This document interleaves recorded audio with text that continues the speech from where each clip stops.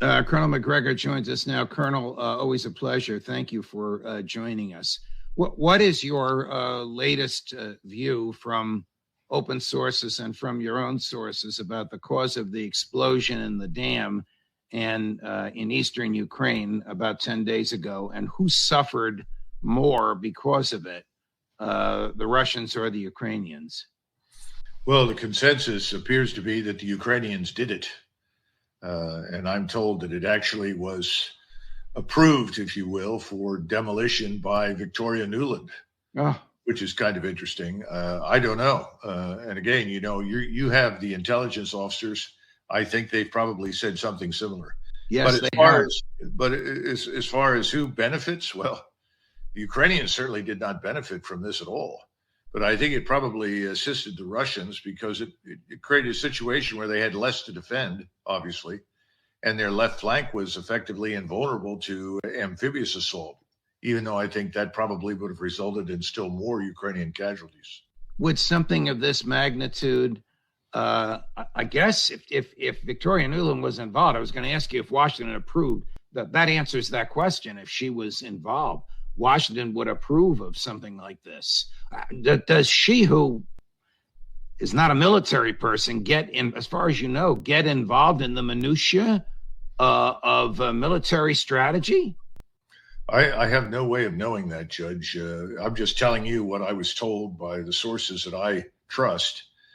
And it seems reasonable that if you're going to take a big action, any sort of big action, you're going to send your special operations forces into Russia, try to assassinate someone, fly drones into the Kremlin or something, you're probably going to ask your sponsors in Washington, what do you think? And that means that she's going to be involved. She's been involved in everything happening in Ukraine, really, I would say now for at least 14, 15 years, if not longer. The spring offensive is becoming a summer offensive. What is your take? What is your understanding of its success or its failures thus far, and its likely progression from this time forward? There are a lot of interesting reports out there, and if you have time, and I don't think most people do, you begin to look at these reports of Ukrainian gains, you discover that in many cases, the areas where they are claiming that they made gains are nowhere near the battlefield. They're not even in the security zone. And a few times they'll point to some ruined buildings, 2 or 3 at a time inside the security zone. And that's this 15 to 25 kilometer stretch of territory beyond the main defensive belt that the Russians have constructed. So I would tell you there would be no gains at all because everything always hinged on the ability of the Ukrainian counteroffensive to reach the main defensive belt, crack it, move through it in order to reach something of importance like Melitopol. It hasn't happened. And we're now at least 11 days into what the Ukrainians said would be a 2-week offensive. How much they've got left is anybody's guess. The last time I looked, there were supposedly still 12 brigades in reserve. Now, are those full strength brigades?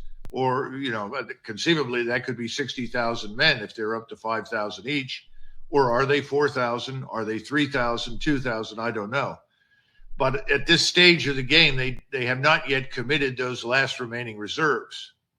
Would those last remaining reserves be the last remaining reserves, period, for the duration of the war, or just for this offensive?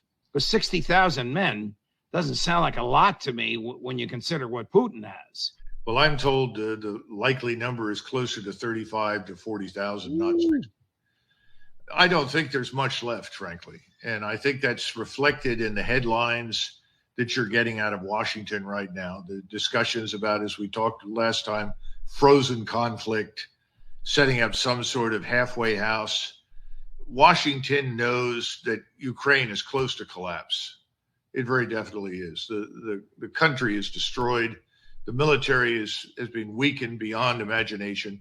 You're talking about people that have been thrown into action without adequate artillery support, without adequate protection in the air and missile defense category. So when you don't have those kinds of protections and you send in troops, many of whom are green or inexperienced, you see one catastrophe after the next. And at the same time, as we pointed out before, the Russians have now become much, much better than they were a year and a half ago. I think they're probably the best army in the world at this point. They're very competent, very well organized. They're now able to mine behind advancing Ukrainian troops by air delivery of mines from helicopters, from artillery. This thing has gone very badly for the Ukrainians. We don't know how many people they've lost, and they're not going to tell us the truth, Judge. But I've never heard of this before, so forgive my ignorance. What is an air-delivered mine? Is that a mine that sort of self-digs? No, these are mines that can be delivered from an airplane, from a helicopter. I think the Russians like to use helicopters at low altitude flying. And of course, you could also deliver them from artillery. We have artillery delivered mines. However, these mines are self-actuating. In other words, they hit the ground in a certain pattern, which is designed in advance. Then they activate. Now, that means that you can see them, but that doesn't make much difference if they're all around you. Right. What difference does it make? You still have to go through the mines. And breaching, I actually ran over a mine in my M1A1 tank in 1991, and it rocked the 70-ton tank. Fortunately for me, it was a Chinese box mine, and the blast was not as intended, and that was because it had a tilt rod on it. It had been in the desert so long, the fans had shifted, so the blast was up but away from the tank, so it blew off most of my right track.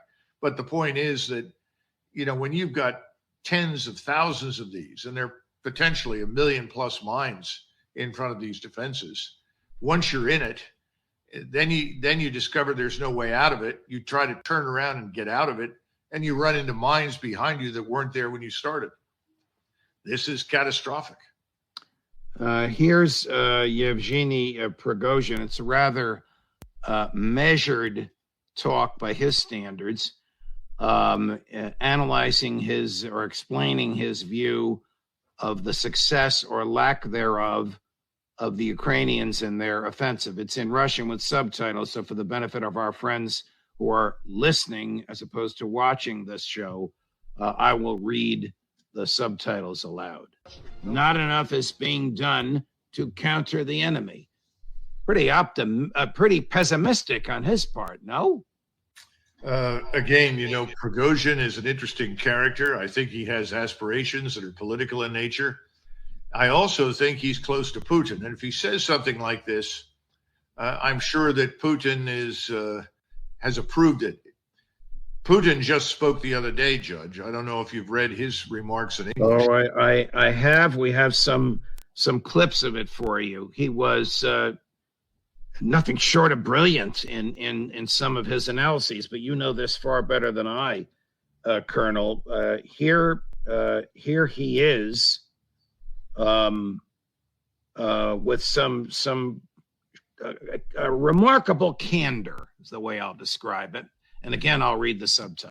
Now, this is part of a 3.5 hour interview, as you know, because you read the transcript, or maybe you read it in the original Russian, as our friend, our friend Ray McGovern did. But God bless him. Ray sent me a tape of him getting arrested in the Senate the other day. It was quite a hoot. We'll talk about that some other time, but be that as it may, I thought President Putin was remarkable. I can't imagine Joe Biden sitting down with America's leading journalists for 3.5 hours, but be that as it may, what did you think about what he said on that clip? I think he gave you an accurate picture because that's largely what we're hearing. If anything, he understated the damage. And that's probably a good thing for him to do as the president of Russia. The point he's trying to make is it's not over.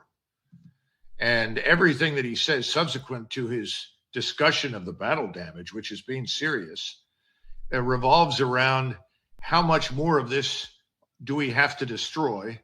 Then we need to take stock of what we've destroyed. And based on that, we'll then consider what we want to do next. I mean, it's very obvious to me that from the beginning, he's always wanted to spare his troops unnecessary casualties.